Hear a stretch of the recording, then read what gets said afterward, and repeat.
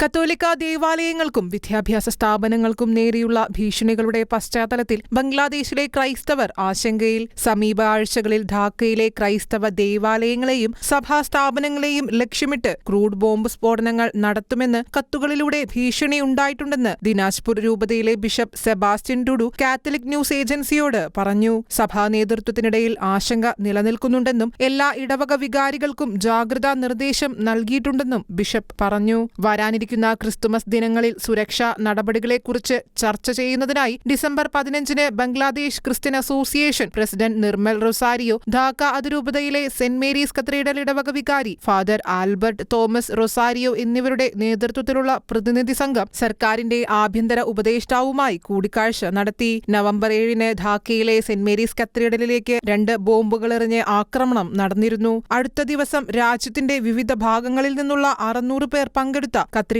ദേവാലയത്തിൽ നടന്ന ജൂബിലി ആഘോഷത്തിന് നേരെയും ആക്രമണ ഭീഷണി ഉണ്ടായിരുന്നു. കത്തീഡ്രലിൽ നിന്ന് ഏതാനും മൈൽ അകലെയുള്ള സെന്റ് ജോസഫ് ഹയർ സെക്കൻഡറി സ്കൂളിന്റെയും കോളേജിന്റെയും ഗേറ്റിൽ ബോംബ് പൊട്ടിത്തെറിച്ചാണ് ആക്രമണം ഉണ്ടായത്. മുസ്ലിം ഭൂരിപക്ഷ രാജ്യമായ ബംഗ്ലാദേശിലെ 180 ദശലക്ഷങ്ങളിൽ 1% താഴെ മാത്രമാണ് ക്രൈസ്തവരുള്ളത്.